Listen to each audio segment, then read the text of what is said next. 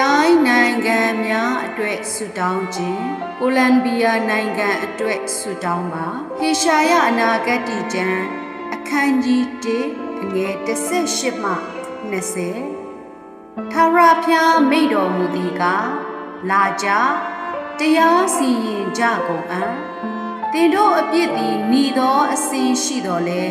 မိုးပွင့်ကဲ့သို့ဖြူလိမ့်မည်ဂရီဘာနီနှင့်အမျှหนีတော်လဲသိုးမွေးကဲ့သို့ဖြစ်လိမ့်မည်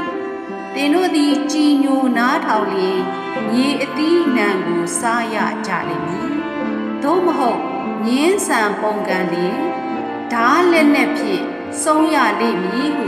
ထာဝရဘုရား၏နှုတ်တော်ထွက်အမိန့်တော်ရှိ၏အာမင်ဆုတောင်းကြပါစို့အိုတရားမင်းအရှင်ဘုရားသခင်ကိုလံဘီယာနိုင်ငံအတွက်ဆုတောင်းပါ၏ဟိုနိုင်ငံသည်ပြစ်မှားမိခဲ့သောအပြစ်အားလုံးအတွက်နောင်တရစေပါရှေ့တော်၌ဝင်ချတောင်းပန်တတ်စေတော်မူပါဖာထိုနိုင်ငံသည်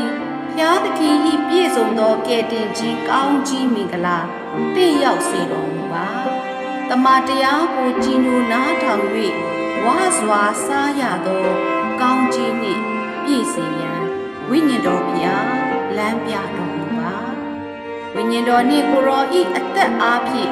ညှဉ်းညူးခြင်းမရှိသောနှင်းပွင့်ကဲ့သို့ပြုစင်ခြင်းကိုရရှိစေရန်သခင်ယေရှုနာမ၌ဆုတောင်းပါ၏အာမင်